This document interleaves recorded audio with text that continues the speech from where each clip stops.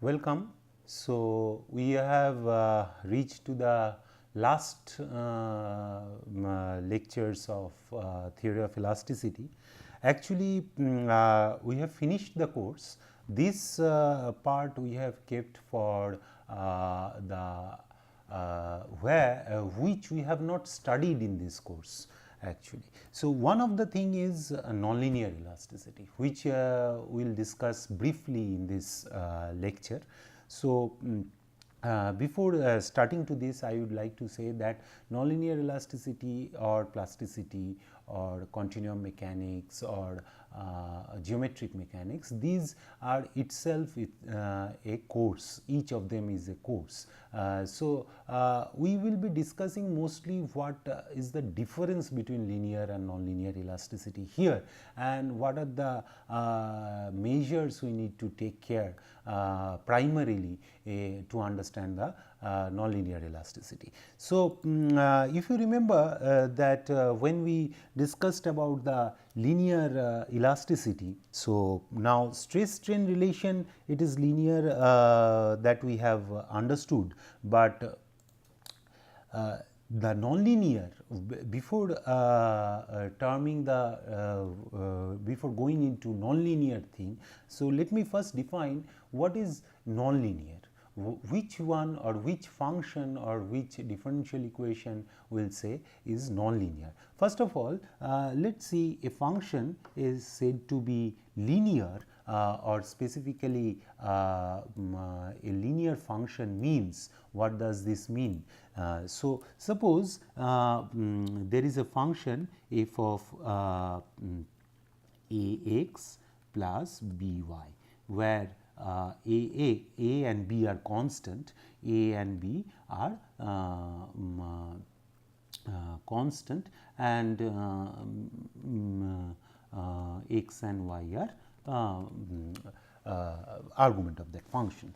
So, now if ax plus by, if I can write that a of fx plus b of fy, then I say that the function is a linear function.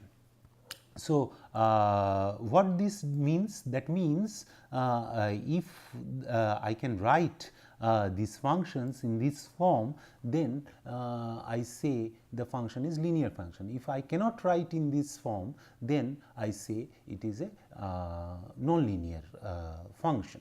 So, for instance, if you simply write x square plus y square, I cannot write it in f of x square plus f of y square, something like that. So, similarly, this condition is applied to differential equation also. So, if the differential equation,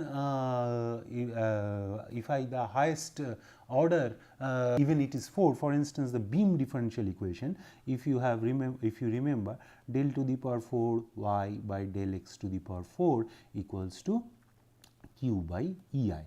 This is a linear differential equation. So, because this the order of maximum order of differentiation is 4, but the power of this differentiation, that means if I write it in this form, is 1. So, this is a linear differential equation, but if you if this power is not 1, then we say it is a nonlinear differential equation, similar to the linear functions and nonlinear functions. So, now there is a consequence to this, and the consequence is very much will be clear as we proceed. So, before starting with linear and nonlinear, let me first go back to our first lecture, where we have discussed that linear elasticity is linear stress strain curve. So, this is one type of linearity or one type of nonlinearity if this stress strain curve is nonlinear, but both of them are elastic. For instance, this curve is stress strain, stress is proportional to strain. So, which is the conventional which we have learned earlier in this course also, is the Hooke's law. Stress is proportional to strain. Now, that means stress is a linear function of strain. So I can put a constant here now, so which is sigma equals to E into epsilon for one dimensional stress strain law. This is a linear function. So now if this thing is not valid, then we say it is a nonlinear function. That means stress is not proportional to strain. So that means the increment of stress is not same as increment of strain. So that means the increments are not constant. So then we say it is a nonlinear elasticity. But again both of them are elastic. What does this elastic means? The elastic means that the tendency of a material to return to its original shape and size when force causing deformations are removed. That means that even though the stress strain curve, if we plot, if we start from here, then it goes here and it reaches here, and once I drop the load, it follows the same path, not a different path, same path, and reaches here. So that means the path is also important. So that is why we call it nonlinear. Now that is why we call it elastic. Now then this type of elasticity is known as materially nonlinear elasticity. That means that material parameter or the material behavior is nonlinear. So now or what does this mathematically means? The constitutive behavior is nonlinear. Now let us see what are the basic equations that we have seen in our linear elasticity. In case of let us see the procedure. So we know that our differential equation is del dot sigma plus b is the body force equals to 0, and then the boundary condition is sigma dot n is T, that traction, it is coming from the Cauchy's law, and then u equals to u0 at the boundary. So if there is a domain here, so this domain, there is a part of the domain is a traction boundary and part of the domain is the Dirichlet boundary. So now or the part of the domain is the Neumann boundary and part of the domain is the Dirichlet boundary. So now this so if I define it as omega is my omega 0 is my the domain, and the traction boundary is lambda t, gamma t, and Dirichlet boundary is gamma u. So we know that gamma t and gamma u union of this represents the total boundary. Gamma t and gamma u is our total boundary. So lambda and gamma t intersection of gamma u is null set. So that we know. So now this is the differential equation in terms of stresses. Now here in this differential equation there are two things comes into picture. First thing is, what is this differential equation we do not directly solve actually. We solve it for the in case of a stress based formulation that we have learned. So this stress based formulation when we learn, then we directly work with the stress function approach and all those things. So that is a separate issue. But when we substitute the stress strain laws into this differential equation, then essentially we use a constitutive law. What is that constitutive law? That constitutive law is for a linear problem that we have seen is sigma is C colon epsilon, or C inner product with epsilon. So that is a C is a fourth order tensor, and so that is a contraction with second order tensor to become a second order tensor stress. So here this C is a constitutive matrix that we know, and epsilon is a function of displacement. So again we introduce another kinematic quantity, that is displacement. Now this displacement again is related with the strain. So strains are functions of displacements. So what is that? So we know that is del u gradient of u plus gradient of u transpose. So that also we know. So there are two relations. One is constitutive relation, that is the stress strain relation, this is this relation, and another one is strain displacement relation. So, this stress strain relation is known as the constitutive relation, and this is the strain displacement relation. So, once you essentially substitute this epsilon to this equation, and then with this equation you substitute here the strain, you get finally the displacement based formulation. So, it is to be noted here that even in stress based formulation, if you want to calculate the displacement, you need to have a constitutive relation. So, now then this problem we say it is a linear problem. Why we call this linear? Because this relation is linear. So, first let us understand this relation is linear, this relation is also linear. So, now that we have seen. Now, if these two relation, one of these relations is nonlinear, then our problem becomes nonlinear. So, what can be nonlinear? So, the nonlinearity comes into two ways. One is this could be nonlinear. So, this could be nonlinear, and this could also be nonlinear, right. So, if this is nonlinear, then we say it is material nonlinearity. What does this means? Material nonlinearity. And if this is nonlinear, then we say geometric nonlinearity.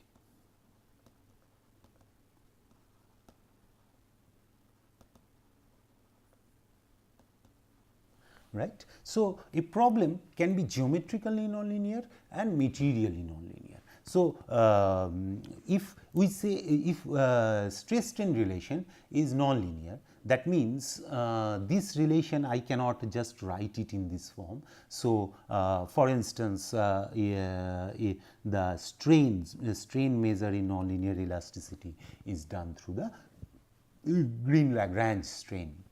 So, this Green-Lagrange strain can also be represented through this displacement gradients, and displacement gradients can also be written in the nonlinear terms. So, half of del u plus del u transpose plus del u transpose. So, this can be nonlinear. So, this term is essentially nonlinear term. So, now this if this relation is a nonlinear function of displacement, so strain if it is a nonlinear function of displacement, we say it is a geometric nonlinearity. Now, if the stress strain relation, for instance, it is not necessary that sigma is proportional to strain, rather sigma is a nonlinear function of strain. So, sigma is function of strain. So, it can be for instance, if this equation can be written for a different constitutive model, for instance, Neo-Hookean model, Arruda-Boyce model, or any other model for Ogden type of model. So, these type of models is essentially stress strain relation is not a linear function, and for instance, Funk type model, the exponential type of model. So, exponential stress strain relation, which is not a linear function of strain. So, that means the stress strain relation is nonlinear. So, this gives us materially nonlinear problem. Now, one of you have asked that whether a material can be materially nonlinear but geometrically linear.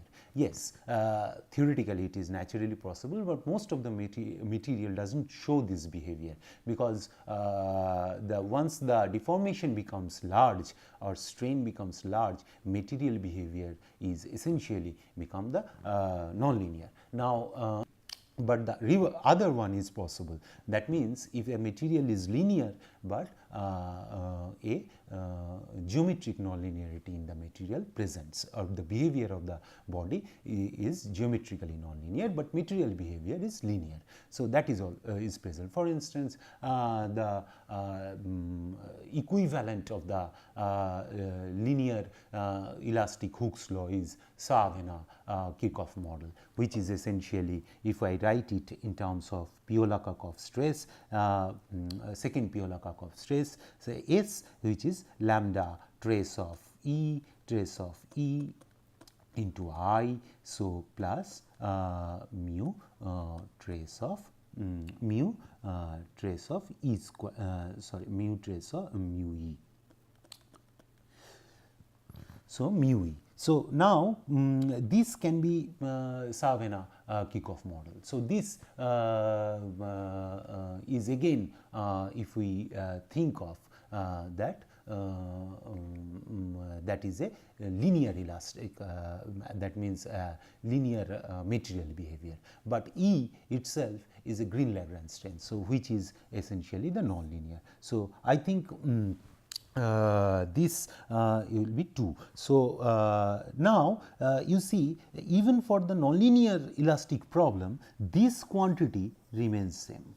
So, this quantity or the basic differential equation remains same, but what will be the difference? The difference will be in terms of constitutive equation, difference in terms of stress strain relation, which defines two characteristics of nonlinear elasticity, which is materially nonlinear or geometrically nonlinear problem. Now, before we start again what is materially nonlinear or geometrically nonlinear, let us investigate what is the linear behavior means. So, in a linear behavior, we often said that stress strain relation is linear and the strain displacement relation is linear. So, now what this mean? This means that in a case of a small strain problem or small deformation problem, no significant difference between the deformed and undeformed configuration. So, if you remember that in a cantilever beam that you have solved, that if you have a load, so if you take the displacement, that means the point here in the x direction, if it is x direction and if it is in y direction, so this point does not move in x direction. So, for instance, the point here, which was originally undeformed state of the beam, does not really move from here. So, what it changes, actually it rotates. So, it was which is perpendicular to this, the fiber perpendicular to this, it actually rotates little bit. So, this rotation is again we assume it is a small, so we can characterize it in terms of del w del x or del y del x. So, this rotation is actually characterized, if the rotation is theta, then this theta is del y by dy by dx. Now, how this is come? This is comes from the bending theory, pure bending theory, where we have seen that relation that 1 by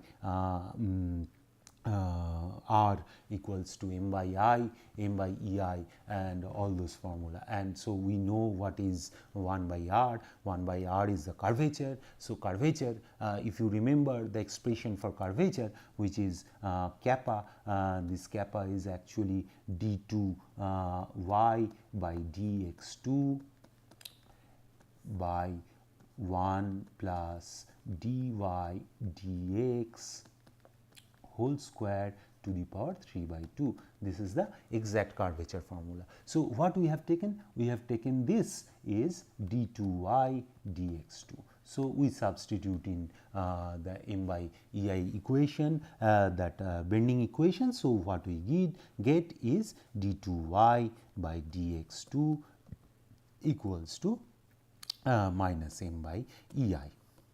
So, this equation becomes the differential equation for the cantilever beam. Now, suppose I do not approximate this curvature. Now, this relation does not it is not true.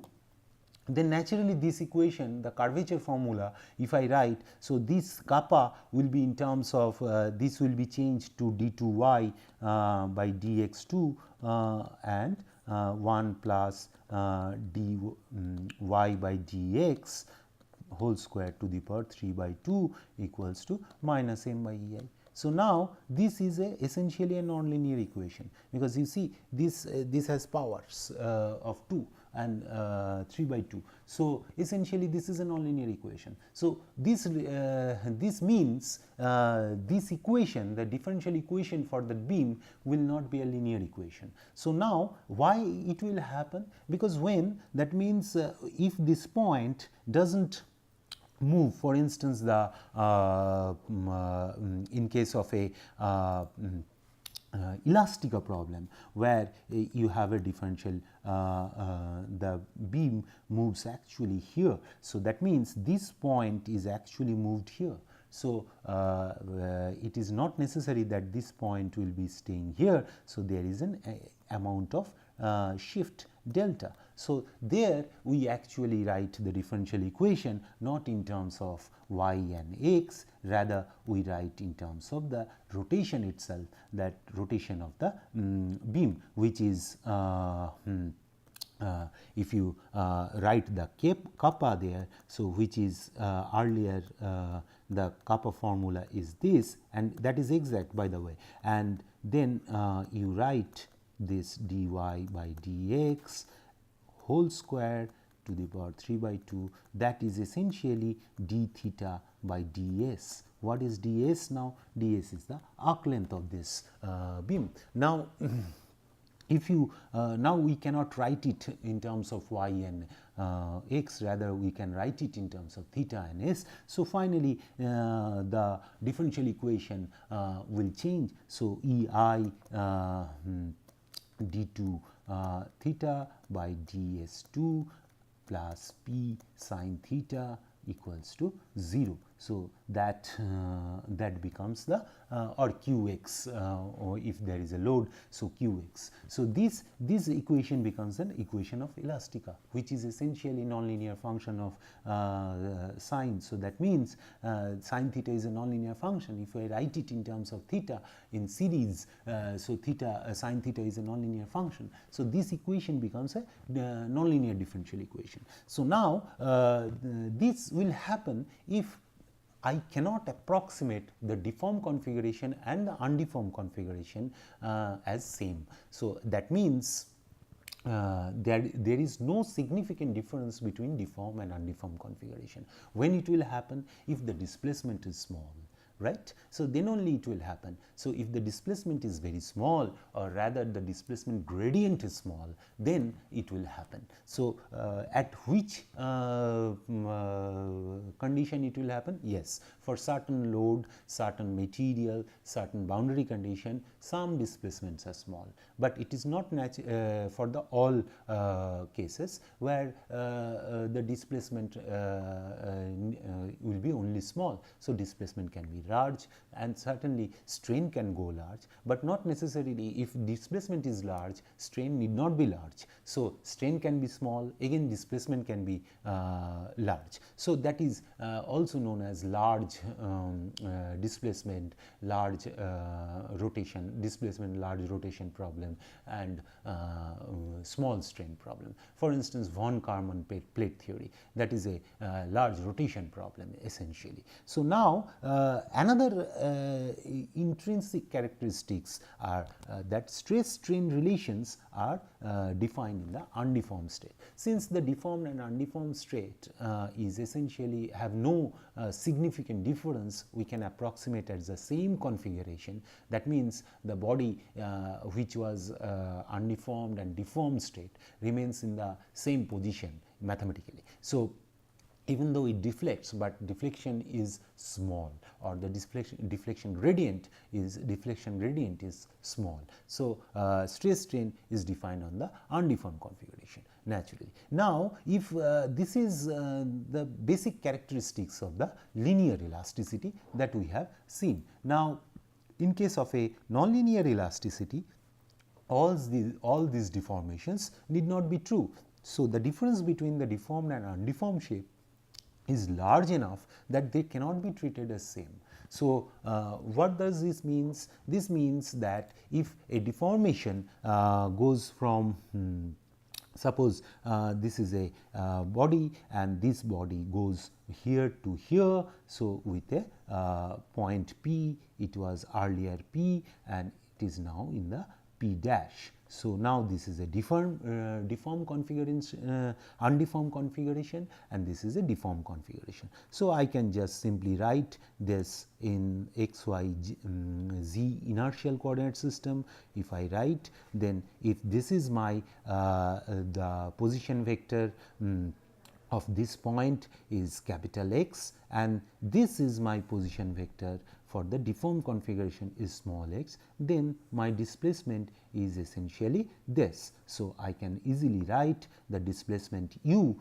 is small x equals to capital X plus u. So, this relation is essentially giving the displacement and the relation between the deformed and undeformed space. Now, if you think of this, so there is a mapping between deformed and undeformed space, and this mapping is actually I can write that x is essentially phi of capital phi is the mapping is capital X, and which is x plus u. Now, similarly, I can go from deformed space to undeformed space, which is the inverse of this phi or phi inverse, that is capital X is phi inverse is small x, right. I can write it in another function also. So, what this means? That means that phi and phi inverse is actually unique. So, that means there is a one-to-one mapping. That is the basic fundamental assumptions here. So, that means the Jacobian of this phi is essentially should be greater than 0. That means if there is no, if the Jacobian is negative, then it is non-unique or it is not possible, the deformation is not possible. So, Jacobian of this mapping from deformed to undeformed configuration has to be greater than 0, and that gives us the concept of deformation gradient, that is how the deformation is happening. So, if I write that del, so if I write which is del x by del capital X, that defines my deformation gradient, and if a small element dx in the undeformed configuration, how it is related with the undeformed configuration with capital del x. So, this gives me the deformation. So, to summarize this, that is the mapping from deformed to undeformed configuration is unique and one-to-one. That means inverse mapping exists, which actually defines the Lagrangian description of the system and the Eulerian description of the system. So, it is just a brief introduction, because we cannot really cover these things in detail in this course. So, now this any length element, we can find out the length element, we can find out the change in length, we can find out change in area, we can find out change in volume. So, how these things are calculated. For instance, the area transformation, we can understand the Piola transform and all those things. So, now the strain measure similarly is defined as E, the Green-Lagrange strain is half of F transpose F minus I. So, which is, I can again write it in terms of Cauchy-Green, right Cauchy-Green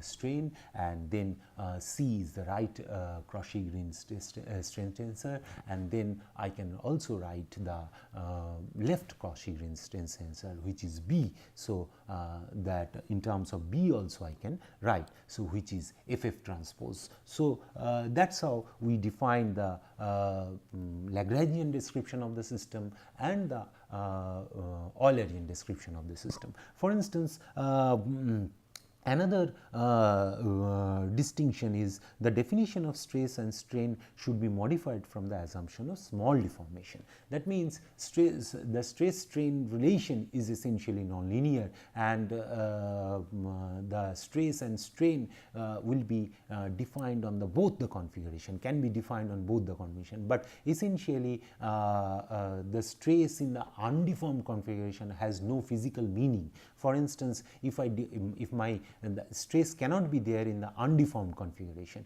because the body is not deformed, how stress will produce, but in a mathematical sense it can be defined, because we have a correlation between deformed and undeformed configuration through the mapping f or the phi.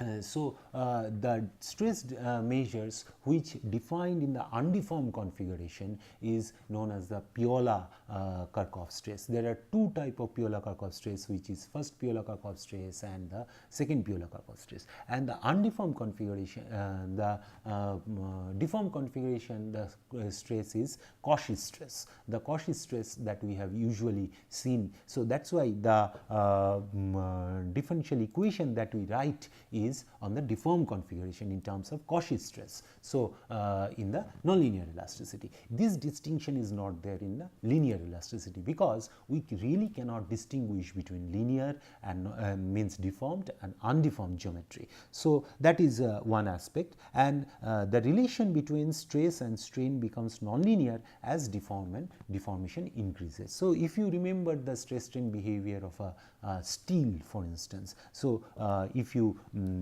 have seen this stress strain behavior of steel, for instance, that there is a linear part of this, and then there is a yield point, and then it is going like this. So there is a some part of this is actually the nonlinear elastic part. So and this part is essentially the limit elastic limit, or the linear elastic limit, or the up to which the material behavior is linear, or the stress is proportional. So as the deformation increases or the strain increases, this axis is strain. So as the strain increases, the deformation becomes nonlinear. So and the stress strain relations now is nonlinear. So this is one aspect of the nonlinear elasticity.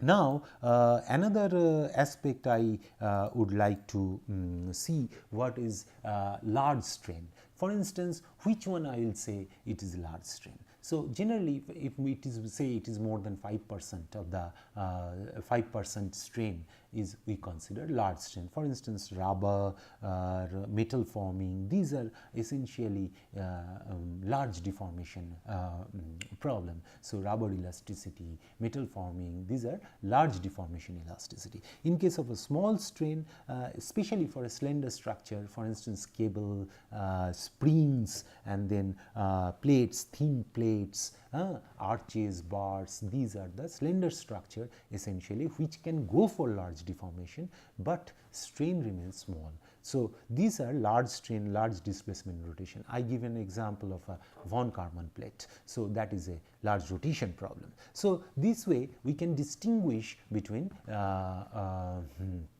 linear and nonlinear elasticity. So the basic, to summarize, the basic thing for nonlinear elasticity is that there are two sources of nonlinearity. One is actually the geometrical nonlinearity, where the strain displacement relation is nonlinear, and another is material nonlinearity, where the stress strain or the constitutive behavior of the material is nonlinear. So these two aspects can happen together, or it can happen individually. For instance, geometric nonlinearity with small or the linear material behavior, but the nonlinear material behavior with the linear geometric behavior generally doesn't happen, because at the large deformation the material starts behaving nonlinearly. So this another important thing is that we need to understand that the deformed body and the undeformed body, the configurations are not equivalent. There is a difference in the deformed and undeformed configuration, which is actually not there in the linear elasticity. So for instance, Another aspect is the load is deformation dependent, which is actually, for instance, the follower forces. If I give you an example of follower force, for instance, this if there is a cantilever beam, and this beam, if you load it, after some time it goes here, but this load doesn't become this, rather it becomes normal to it. So this earlier in the linear elasticity it was this, now it becomes again perpendicular to the point of this. So the angle between them remains 90 degree. So this is one aspect. And so as we move this beam, this angle remains same, this angle between these two remains 90 degree. So this is an example of follower force. That means the function, the load is P is dependent on the deformation. It is dependent on the deformation. So this type of loading is known as the follower force. So for instance, the example of it, if you give a water into a garden, the water hose pipe, as the water pressure increases, the pipe bends, and then the but the force, the water that is coming out is continuously changing its direction. So that is an example of follower forces. So this that means your force is not constant. So essentially your stiffness and the force vector that finally you get it through finite element solution or any other discretized version of the differential equation is essentially dependent on the displacement or deformation. That means stiffness of the body doesn't remain constant always. So that means the stiffness is a function. For instance, in case of a linear problem, if you do finite element analysis, then you get a K u equals to F. This equation you essentially solve.